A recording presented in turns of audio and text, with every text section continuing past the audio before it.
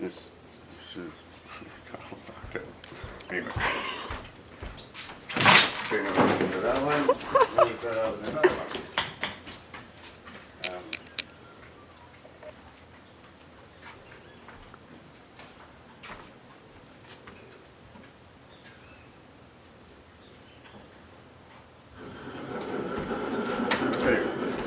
Double braid splice for halyards pretty much exclusively. We start out with the one brazado back from the split. The end we're going to splice. We're going to put in a bite, B-I-G-H-T, with the knot. You go left over the center, right over the center. I mean center over left, center over right, whatever. That's the knot. It always comes out no matter how hard you beat on it, which is important because we're going to do that later. And we attach it to our, hook it over our solid bolt. It's for that.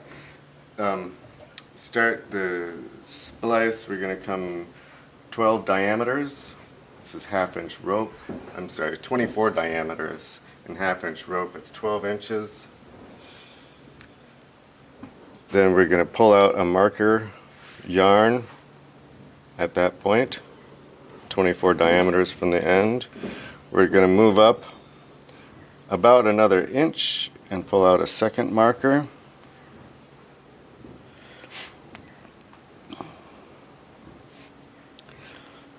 Oops. So this is going to be, this marker, it marks the one side of the eye.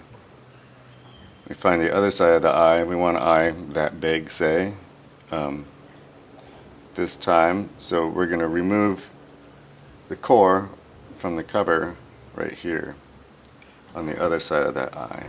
We do that by gently spreading open the cover yarns to expose the core. And as with all parts of the splice, we want to do this in a way that doesn't disturb the rope any more than necessary. So we grab the core, pull that out. Then we're going to go back to our knot and run the rope down so we balance the core and cover in this part of the rope. Pull that down. I think there's a little more in there. You can get all that slack out. Then where the core exits the cover, we pinch that and come up about 4 inches in this case, which is what, 8 diameters. And we're going to mark the core there. That's the place that's where we're going to be working.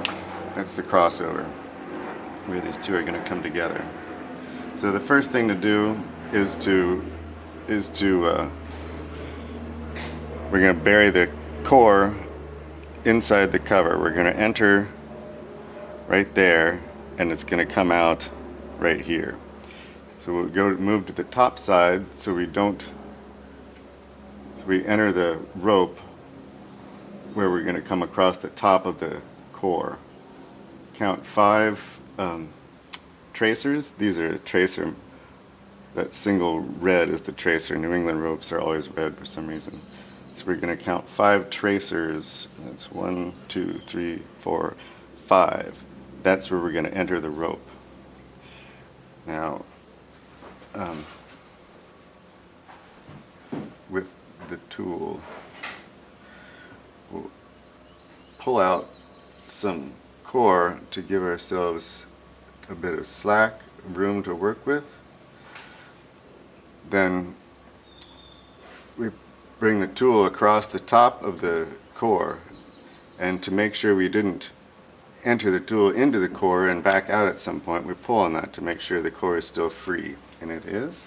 and then we exit on the bottom side at the second. We pass the first mark, we exit the tool at the second mark.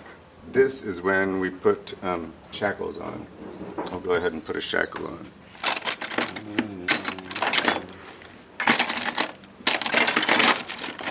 I don't have any shackles. This will work. Technically, you could put that onto the ice splice afterwards, but so this is where, yes, if there's a shackle in this splice, it goes on now. Now we expose the loop, and this snare, we want to snare the entire rope, but just barely. We want this thing to be small. If it's too big, it's hard to pull through the cover. So now I like to use, at this point, it's real easy to snag one of these cover yarns and get it yanked inside when we bury the core inside the cover. So I'm going to kind of open that up, and you can see inside there, you can see that all the cover yarns are clear, and I'm going to use this tool to start to enter that core inside the cover, and then you can pull it up. That's done. Now we just milk the cover over the core. The part where it doubles up here, it always is a little trickier.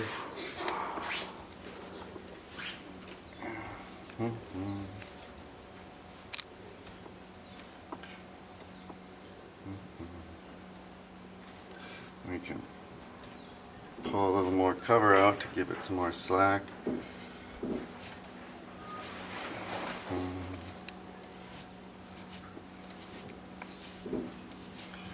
And basically, it's just a matter of taking your time, milking the cover over that lump that we're pulling through.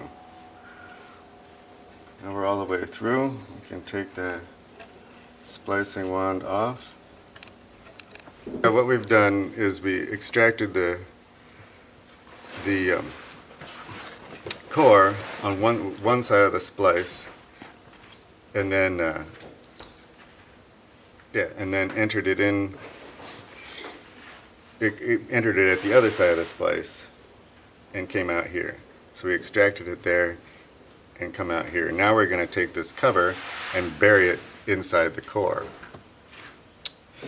So that starts, the cover goes in there. That's the mark we made that was 8 diameters in. And that takes care of the fact that this rope gets bigger as it's inside it. You can't put all of it back inside itself, which will become clear a little later on. We're going to pull that out a little bit further, and then we just need to enter, when these are all together, that cover is going to start there and go to here. So we need to enter the core further along, just so we make sure we bury the entire cover inside. So the core is much looser weave. You just need to make sure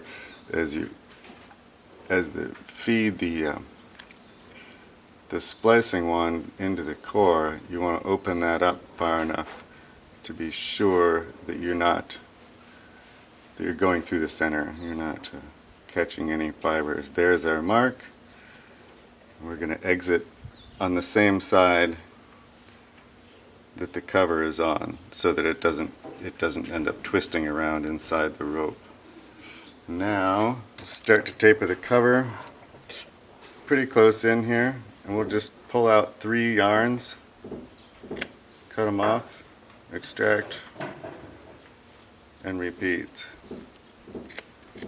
As we go, work our way down the cover, pull out 3 more, about once every inch.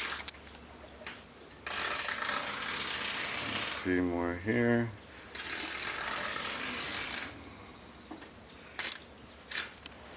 The reason for tapering the pieces, the parts inside the splice, it makes the splice stronger. Even though there are fewer fibers in there, rope hates to go around corners, which is why knots, for example, a bowline is only 60% line strength, whereas a splice, if it's well done, can be 100% line strength, because it's the closest thing to a straight line that you can get. And the taper allows you to maintain a straighter, the actual fibers in the rope stay straighter, because instead of just going over a lump, it tapers down and they stay straight, makes it stronger. Then we're going to take that whole tail. In this case, we don't have to worry about being a tiny little thing because the core is such a loose weave. We just want to make sure we enter it cleanly without grabbing anything, and we did. Now we're going to take these two ends, the cover and the core, and we're going to pull them tight so that the crossover, the place where the cover goes into the core, is tight. And now we're going to go from this crossover and smooth the core over the cover, and then pull the cover over the core. And the object here is to make this crossover as much the same diameter all the way across as possible. So you want to pull those two halves apart, but not start to pull them out of each other. We want it to be a continuous half-inch diameter. And we're going to, in order to maintain that while we do the next part of the splicing, we're going to stitch it a few times.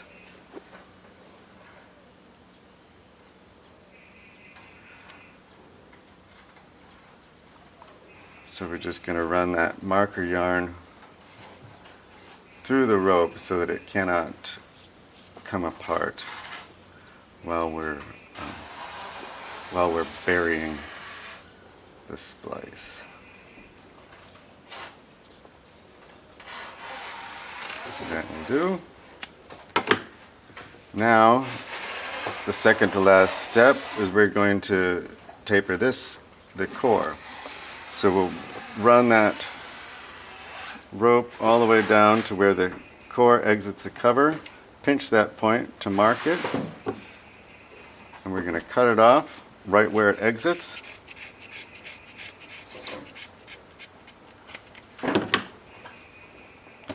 Now we're going to pull out as much as we can, ravel the end. Oh, here comes a boat.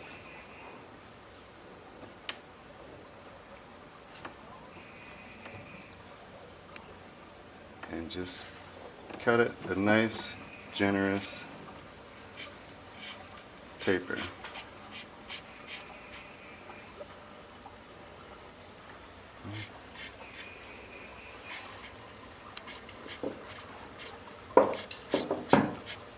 Somebody needs to buy new scissors.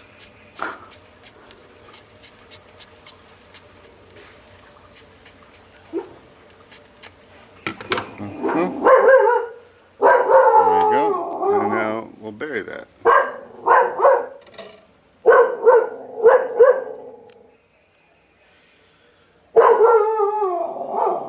The core that we buried is tapered and it's all inside. The cover that I tapered and then buried did not quite go in. So here we could either enter again a little further along and pull those last two strands in, but I'm not going to bother. I'm just going to cut them off because it really makes no difference. One thing about splicing is that it's such a strong way to do a rope that they really never fail. I've never seen one fail, no matter how crappy they were. And a well done splice like this is going to be close to 100% line strength, which is 10,000 pounds in this case, which is way more than anyone ever uses these things to do. So basically, even if the splice is imperfect, like it's only going to be 22 diameters buried instead of 24. It may only make it to 96% line strength. It makes no difference. It's fine. The main important thing is that it looks good and it's balanced. So we're going to take any excess material and work it down towards where we're going to bury the rope, and we can start burying. I'm going to try and bring any imperfections, like right there you can see the rope beginning to develop some imperfections. I want to make sure we get that inside the rope before it starts getting difficult. So there, I got rid of some slack. I'm going to take and work it from the crossover towards the cover again. Bury that. Go back, always back to the knot to get more slack in the cover. And then at this point, we're gonna start beating it into submission. So I'm gonna use my big screwdriver. Beating it into submission. What is that supposed to mean? So yeah, you have to run these splices home with quite a bit of force. So we're going to put the screwdriver in there, and you want to be careful with this shackle that it doesn't whack you in the knuckles. And we're going to hit it. Okay, so we're getting close. What we're aiming for, this is the crossover is almost gone inside. Where we're going to go is to this second marker yarn. We're going to go until the marker yarn gets to the cover. And to do that, you need to massage the fibers by allowing them so it allows them to slide past each other and expand. And then we're going to go back to the knot, grab some more, and hit it. Another way to massage the fibers in this section here, where we're trying to put twice as much material inside, is to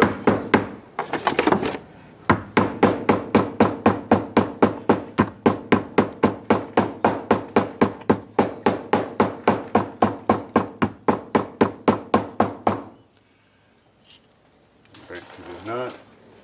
Get some more slack. There's still a little bit in here. Get it. Getting there. About another ½ inch to go to get that marker yarn to the entrance of the cover.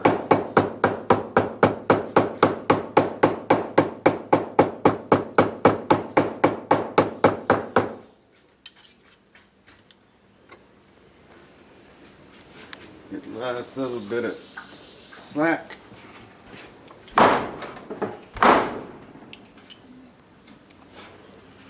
There it is. The marker yarn is at the entrance. Now we're going to use this to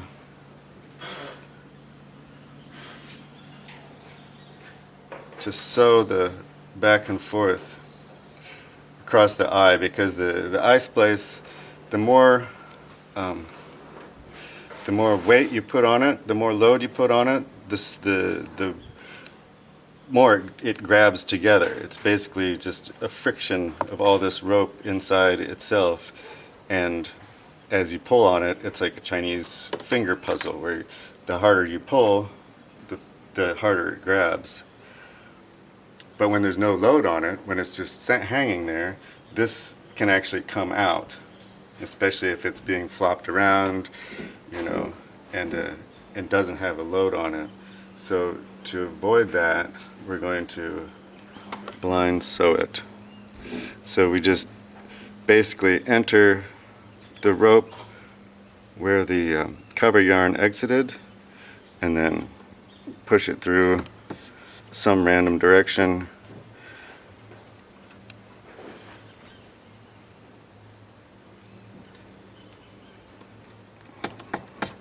Back and forth half a dozen times.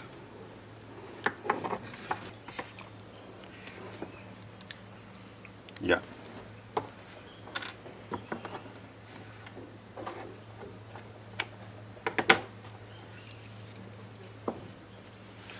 There it is.